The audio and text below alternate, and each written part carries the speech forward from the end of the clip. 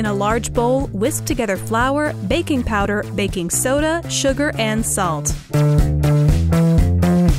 Grate a frozen stick of butter into the dry ingredients and toss gently until the flour mixture coats the bits of butter.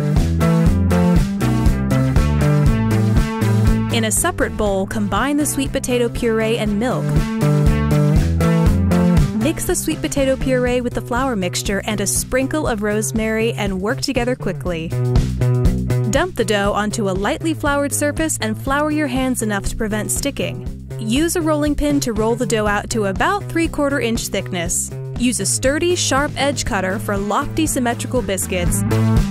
Place biscuits on a parchment-lined baking sheet and bake for 15 to 20 minutes or until the biscuits have risen high and are golden brown.